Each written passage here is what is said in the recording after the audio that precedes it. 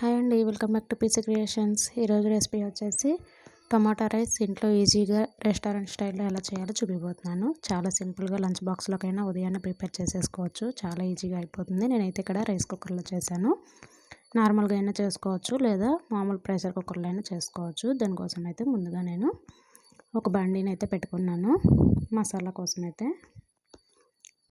ఇప్పుడు బండి హీట్ అయిన తర్వాత మనం మసాలా ఎంతైతే చేయాలనుకున్నామో దానికి సరిపడా ఆయిల్ అయితే యాడ్ చేసుకున్నాను. ఆయిల్ హీట్ అయ్యేలోపు ఇక్కడ ఒక ఆనియన్ అయితే తీసుకున్నాను. మీడియం సైజ్ ఆనియన్ కట్ చేసి పక్కన పెట్టేసుకుంటున్నాను. ఇక్కడ చూడండి, ఆయిల్ అయితే హీట్ అయింది కదా, దాంట్లో అయితే బిర్యానీ దినుసులు అయితే వేసేసుకుంటున్నాను.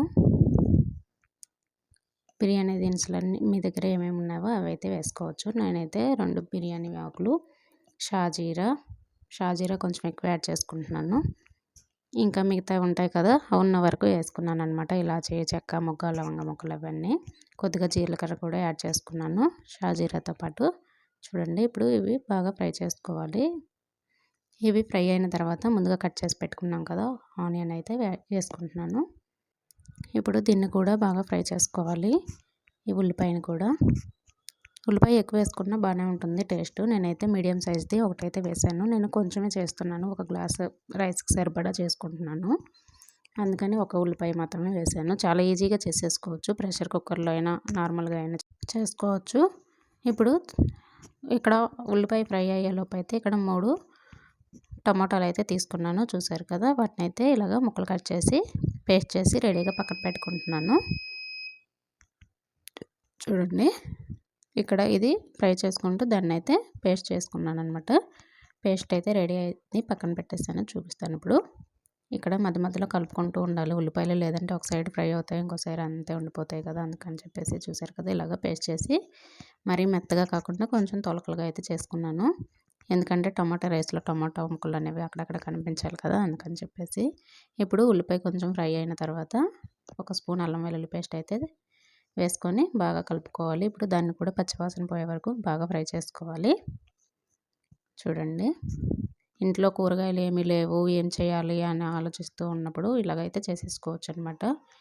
ఏం కూరగాయలు లేవు, కూర ఏం చేయాలా అనుకుంటాం కదా, ఇలాగ ఇది ప్రిపేర్ చేసుకున్నాం అనుకో, 2 టమాటాలు ఉన్నా ఇలా చేసేసుకున్నాం అనుకో, పెరుగు వేసుకొని తినేయచ్చు అనమాట. పెరుగు రైతా చేసుకొని దాంట్లోకి ఇప్పుడు అల్లం వెల్లుల్లి పేస్ట్ కూడా పచ్చివాసన పోయే వరకు ఫ్రై అయిన తర్వాత ముందుగా రెడీ చేసి పెట్టుకున్న టమాటో పేస్ట్ని, కొద్దిగా పసుపు, చిటికెడు, కొద్దిగా సాల్ట్ యాడ్ చేసుకోవాలి.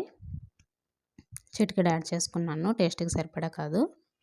ఇప్పుడు మొత్తం బాగా మిక్స్ చేసుకొని ఫ్రై చేసుకోవాలన్నమాట. బాగా కలుపుకోవాలి ఇప్పుడు టమాటో పేస్ట్ ఆయిల్లో కలిసేలాగా.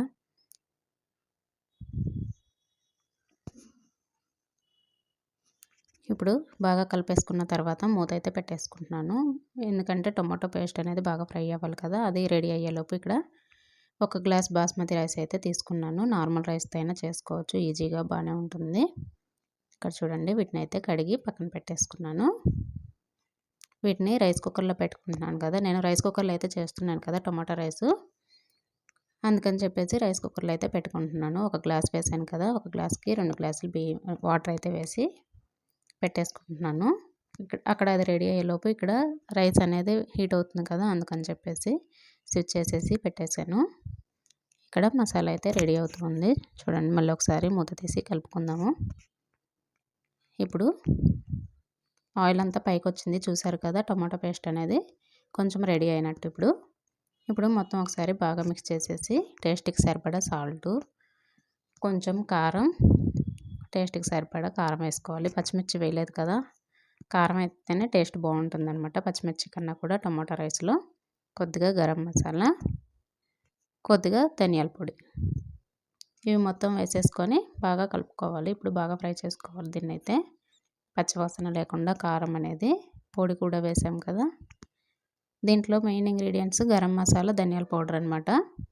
అవి వేసుకుంటేనే టేస్ట్ బాగుంటుంది, ఫ్లేవర్ కూడా బాగుంటుంది. ఇప్పుడు మొత్తం కలిపేసుకున్న తర్వాత మూత పెట్టేసి ఒక 2-3 మినిట్స్ అలా ఉంచేసి కలుపుకుంటూ ఫ్రై చేసుకోవాలి. చూడండి, ఇక్కడ ఇదైతే రెడీ అయిపోయింది మసాలా. రైస్ ఎంతవరకు వచ్చిందో చూద్దాము. స్విచ్ చేసేసాం కదా, ఇక్కడ చూద్దాము. రైస్ అయితే ఉడుకుతూ ఉంది, చూసారా, ఇలా ఉడుకుతుంది కదా. ఆ టైంలో ఇలాగ వేసేసి కలిపేసుకోవచ్చు.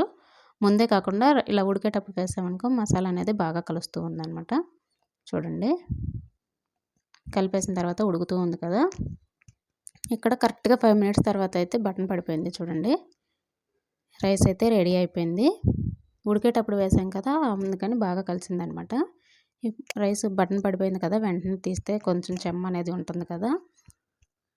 బటన్ పడిన తర్వాత 5 మినిట్స్ తర్వాత అయితే చూడండి రైస్ అయితే రెడీ అయిపోయింది. పొడి పొడిలాడుతూ ఉంది కదా. చూసారు కదా, ఈజీగా టమాటా రైస్ ఇంట్లోనే ఎలా ప్రిపేర్ చేసుకోవచ్చో. రెస్టారెంట్ స్టైల్లో బయటికి వెళ్ళే అవసరం లేకుండా ఇంట్లోనే చేసుకున్నాం అనుకో అందరూ తినేయచ్చు అనమాట. పిల్లలకి లేట్ అయిపోతుంది మార్నింగ్ అనే పని కూడా లేదనమాట. ఈజీగానే రెడీ అయిపోతుంది. మనం కూర చేసే టైంలో ఈ రైస్ అనేది రెడీ అయిపోతుంది. పిల్లలు కూడా ఇష్టంగా తింటారనమాట.